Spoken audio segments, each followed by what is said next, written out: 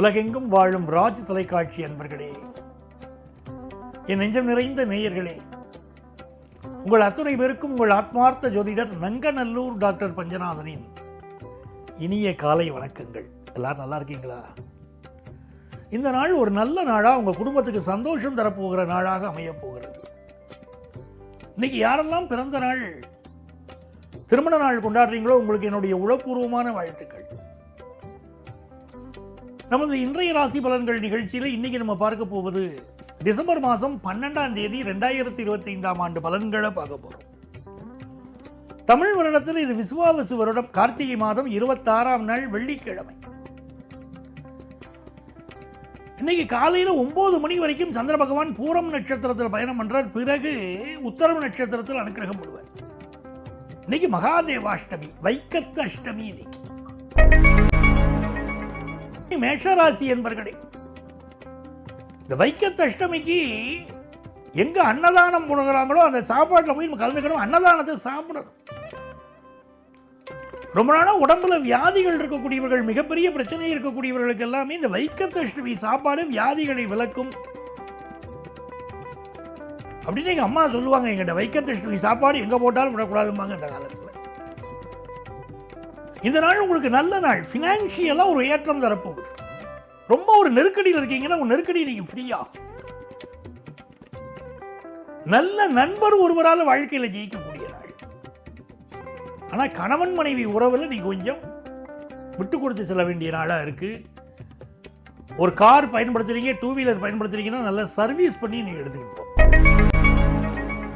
ரிஷபராசி என்பர்களே, சந்திர பகவான் இன்னைக்கு 4ஆம் இடத்துல போயிட்டு இருக்க, சுக்கிர பகவான் 7ஆம் இடத்துல இருக்க. புதுசா வாகனம் வாங்கக்கூடிய யோகம் பலருக்கு இன்னைக்கு உண்டு. ரொம்ப நாள் கனவு இருக்கும் பலருக்கு. அந்த கனவு இன்னைக்கு நினைவாக போகுது. நல்ல ஒரு 2 வீலரோ காரோ வாங்கக்கூடிய யோகம் உங்களுக்கு உண்டு. திருமணத்துக்கு அருமையான வரன் அமையும்.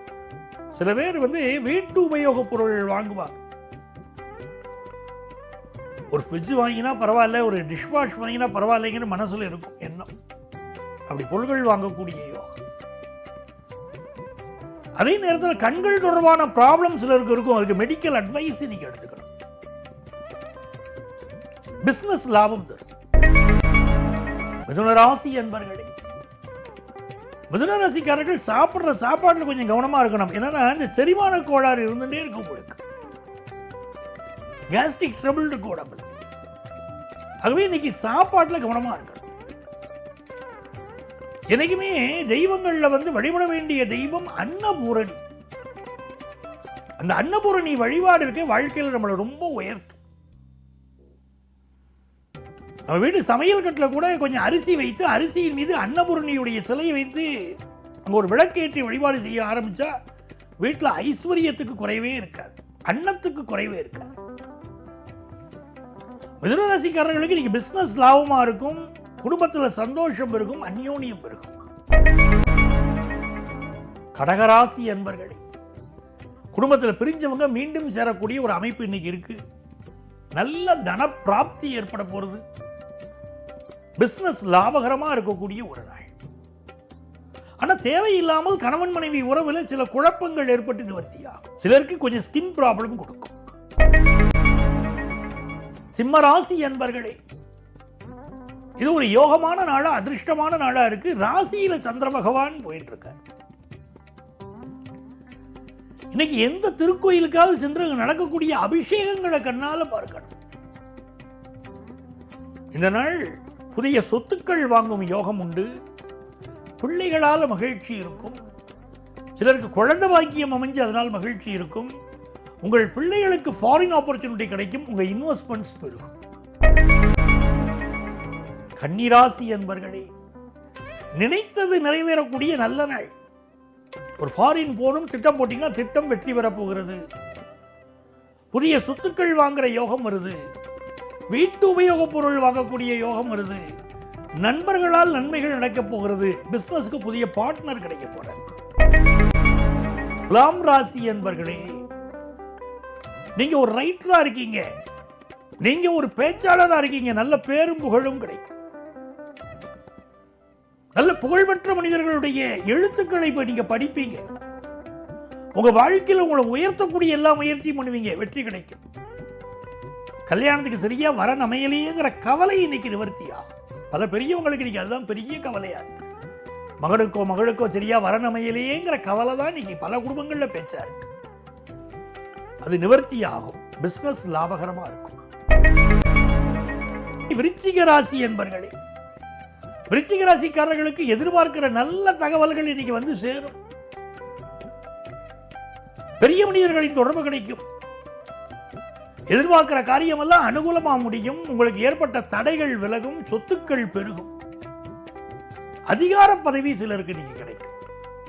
பிசினஸ் முயற்சிகள் வெற்றி பெறும். தனுசு ராசி என்பர்களே, தனுசு ராசிக்காரங்களுக்கு 9ஆம் இடத்துல சந்திர பகவான். சந்திர பகவான் உங்களுக்கு மிகுந்த நன்மைகளை கொண்டு வந்து கொடுப்பார்.